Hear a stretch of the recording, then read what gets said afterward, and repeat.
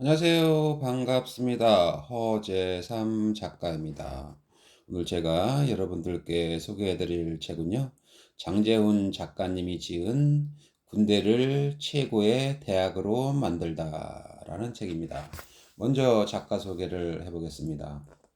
장재훈, 십자인대가 끊어져 군대에 가지 않아도 되는 상황에 수술을 미루며 장교로 임관했다. 하지만 현실은 쉽지 않았다. 굳은 결심을 품고 간 군대였지만 처음 1년간은 매일 우울증에 빠질 만큼 힘들었다.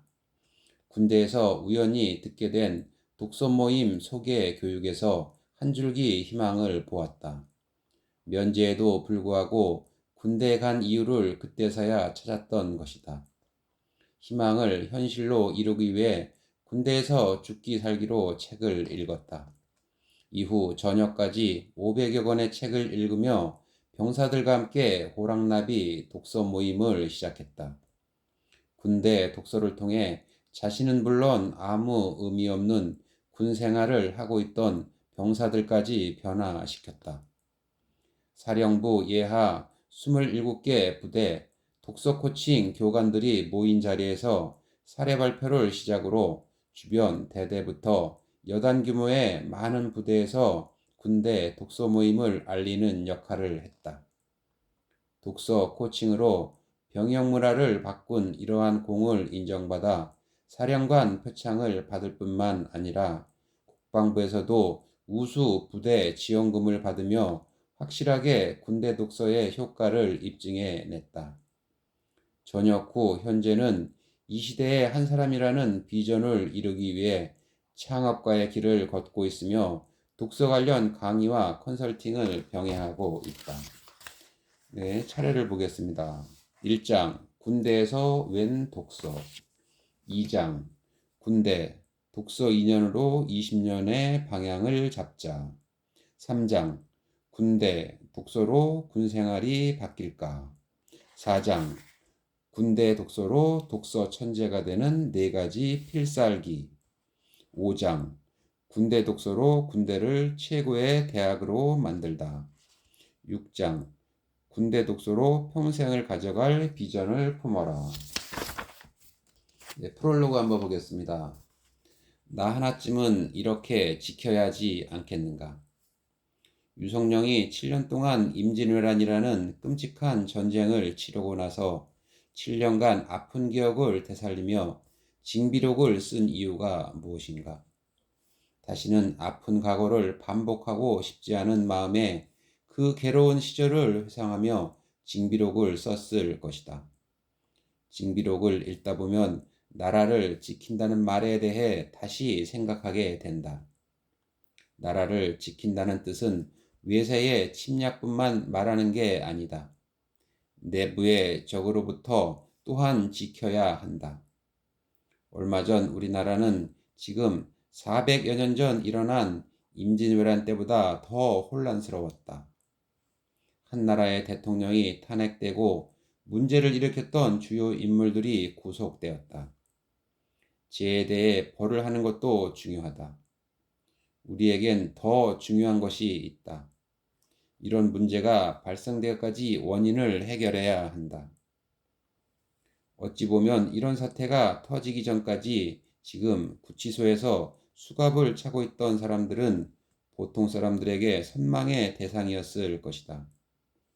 주변에선 모두 그 사람들에게 잘 보이려고 애쓰고 조금이라도 그들과 가까워지려고 온갖 수단과 방법을 동원했을 것이다. 주변에서 이러한 시선이 없었다면 그 자리까지 올라가지 못했을 것이다. 나는 경제적으로 우리나라를 이끌어 나가는 기업인들, 정치적으로 나라를 위해 국민들의 세금을 먹고 사는 정치인들, 실제로 피땀 흘려 생계를 위해 밤낮으로 일하는 국민들 모두 이런 생각으로부터 탈피해야 한다고 생각한다. 지금은 사회 각계각층에서 이런 문화가 퍼져가는 것 같다. 군대에서도 이와 같은 변화의 물결이 시작되길 바란다. 남들이 부러워할 만한 성공의 자리만을 찾기보단 나만의 확고한 가치관을 지키며 나만의 비전을 따라 살아야 한다. 내 얘기를 하자면 나는 면제를 받고 군대에 가지 않아도 되는 사람이었다. 정말 많이 고민했다. 나라를 지킨다의 의미에 대해서 말이다. 내가 군대에 가지 않아도 대학원을 가고 좋은 회사에 취직해 경제적으로, 사회적으로도 우리나라에 도움이 되는 게 나라를 지키는 게 아닐까라는 생각도 했다. 많은 고민 끝에 결국 군대에 가기로 결정했다. 군대에서 깊은 우울증에 빠지고 수많은 방황을 거쳐 책이란 걸 만나게 되었다. 책을 읽으며 독서의 매력에 빠졌다. 책 속에 있는 다른 사람들의 삶을 통해 내 자아를 찾아갔고 내 인생에 대해 생각했다. 그리고 나와 함께 했던 병사들과 우리 인생에 대해 사색하기 시작했다. 20대 초반의 청춘들이 모인 군대. 우리에겐 나라를 지켜야 할 국방의 의무가 있다. 국방의 의무는 군대에서만 지는 것이 아니다. 전역 후에도 우리는 무력 도발을 하는 북한의 지도층뿐만 아니라 우리나라를 팔아먹고 자신의 이득을 취하려는 내부의 적에게도 나라를 지켜야 한다. 나의 가치관과 철학이 확고하고 바른 비전을 품고 있을 때 외부의 어떤 유혹과 공격에도 흔들리지 않고 나를 지키고 나라를 지킬 수 있다. 나는 스타트업에서 세상을 이롭게 하는 이 시대의 한 사람이라는 비전을 따라 살아가고 있다. 대기업, 많은 연봉을 쫓지 않고 남들이 택하지 않는 이 좁은 길로 들어선 이유는 단 하나다. 수많은 책을 읽으며 내가 나라를 지켜야겠다는 사명감 때문이다. 젊은 청년들이 자신만의 비전을 가지고 살아갈 때 우리나라가 바로 서고 튼튼해질 거라는 믿음 때문이다. 정약용과 제자 황상의 이야기를 다룬 삶을 바꾼 만남이란 책이 있다. 그 책에 만남이라는 표현이 나온다. 만남은 만남이다. 누구든 일생에 잊을 수 없는 몇 번의 만남을 갖는다. 이 몇 번의 만남이 인생을 바꾸고 사람을 변화시킨다. 그 만남 이후로 나는 더 이상 예전의 나일 수가 없다. 딱딱하게 느껴졌던 책이 군대 독서를 통해 나에게 만남처럼 느껴졌다. 수백 권의 책을 읽으며 만남을 경험했고 이 책들 덕분에 우리 병사들과의 관계도 만남이 되었다. 전역한 지금도 나의 만남은 계속되고 있다. 이 책이 당신과 나의 만남이 되어 당신의 인생의 새로운 출발점이 되었으면 좋겠다. 그리고 우리가 함께 성장하고 변화하여 우리나라를 지켰으면 한다. 독서가 있는 군대는 인생 최고의 황금기이다. 군대에서 독서라고? 군대에서 무슨 독서야? 독서는 사치야. 맞다. 독서는 사치다. 독서는 사람의 인생을 바꾸는 최고의 방법이다. 그런 최고의 방법을 군대에서 할 수 있다는 것은 사치이다. 우리는 수십억, 수백억의 확률을 뚫고 이 세상에 태어났다. 우리도 인생을 변화시킬 사치를 즐길 때가 왔다. 20대를 맞이하며 부푼 꿈을 품고 사회로 뛰어든다. 현실이란 벽에 이내 부딪힌다. 1년, 2년이 지나고 군대를 간다. 군대에서 많은 걸 생각하고 깨달을 것 같았지만 전역 후에도 마찬가지다. 나는 ROTC였다. 장교로 군대에 갔다. 십자인대가 끊어져 가지 않아도 되는 상황이었지만 꿈이 있었다. 후보생 2년 동안 가슴에 품었던 꿈. 하지만 현실은 달랐다. 인생의 황금기라고 부르는 20대. 젊은이들은 가장 가치 있게 시간을 보내야 할 그때의 인생을 낭비한다. 그 중에서도 가장 젊고 에너지가 넘칠 때 군대를 간다. 군대에서도 시간 낭비는 계속된다. 남자는 군대에 다녀와야 철이 든다. 말 그대로 옛말이 된 지 오래다. 군대에 다녀와도 철이 들지 않는다. 군대에서는 사회에서 경험할 수 없는 고된 훈련을 한다. 정들었던 집을 나와 2년이라는 시간 동안 외로움을 이겨내야 한다. 이런 어려움 속에서 자신과의 대화를 하며 자아를 찾아갔던 옛 어른들의 군 생활. 지금은 사라진 지 오래다. 나를 찾아가는 혼자만의 시간은 없다. 고립된 군대에서도 끊임없이 인터넷과 SNS로 세상의 소식에 빠져 산다. 나의 미래를 생각하며 진지하게 고민하는 시간도 없다. 남은 날짜를 세며 TV 리모컨을 붙잡고 인스턴트 웃음만 흘려 보낸다. 하루 이틀이 지나가고 오지 않을 것 같던 저녁 날짜가 다가온다. 저녁이 피부로 다가올 때, 어렴풋이 입대할 때 했던 다짐이 떠오른다. 군대에서 생각도 많이 하고 꿈을 찾는 시간을 보내야지. 저녁 신고를 마치고 위봉소를 나서며 곰곰이 생각한다. 지난 2년이라는 시간 동안 달라진 것 없는 자신을 보며 한숨을 내쉰다. 어쩌면 나의 군 생활이었을지 모른다. 하지만 나는 감사하게도 독서를 통해 의무 복무 기간을 내 인생을 바꾼 황금기로 만들었다. 고립된 그곳, 모든 행동이 통제된 그곳에서 유일하게 자유로웠던 나의 생각. 내 몸은 강원도 산골짜기에 있었다. 반면 나의 생각과 마음은 전 세계를 누비며 수십 년, 수백 년을 거슬러 올라가며 활개치고 있었다. 책과 하는 여행을 통해 나를 찾아가기 시작했다. 다른 사람의 이야기를 읽으며 진짜 나를 찾을 수 있었다. 나는 접하지 못한 그들의 경험, 내가 할 수 없었던 그들의 생각을 읽었다.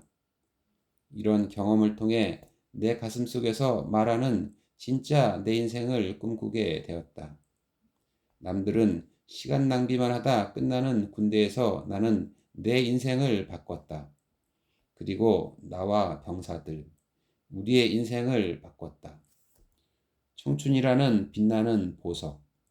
언제까지 쓰레기 더미에 묻어만 둘 것인가? 인생을 바꾸는 군대 독서. 지금 시작하라.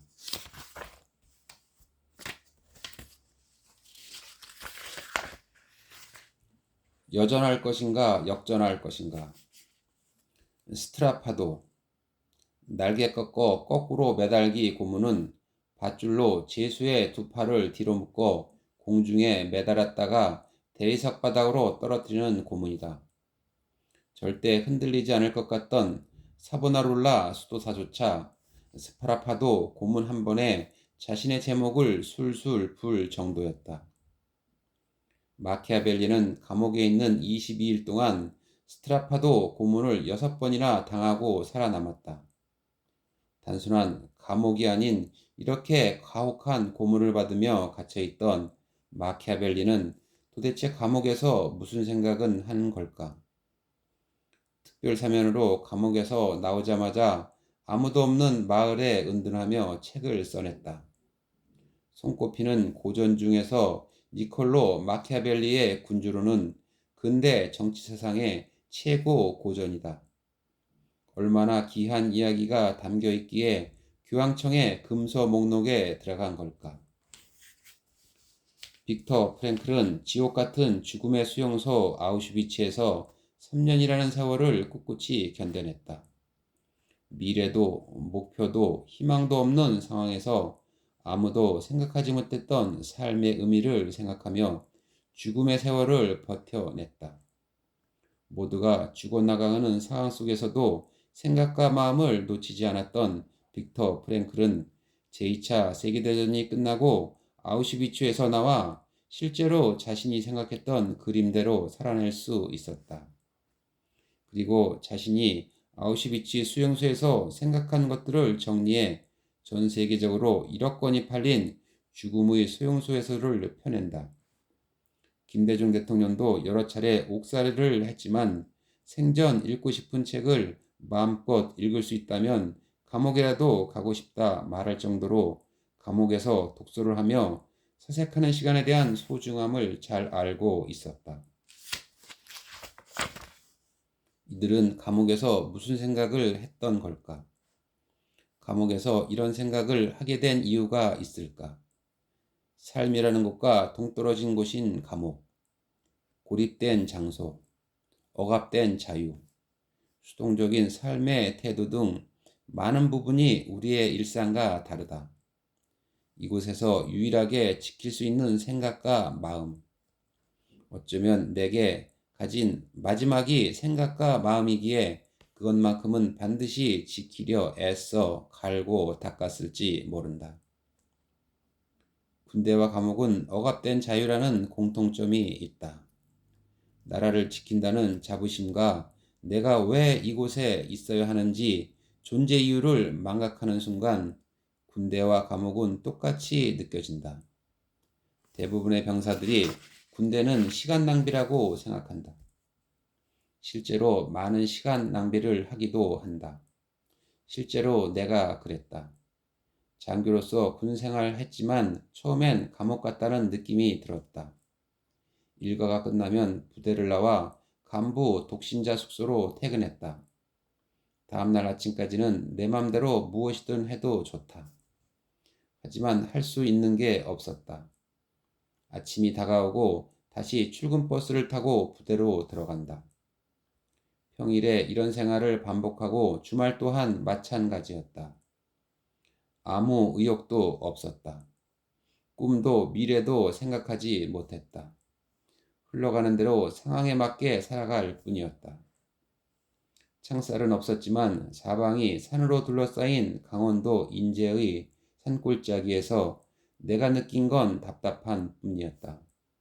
그곳은 나에게 감옥과도 같았다. 6평짜리 방에서만 주말을 보내며 몸도 마음도 억압되어 있었다.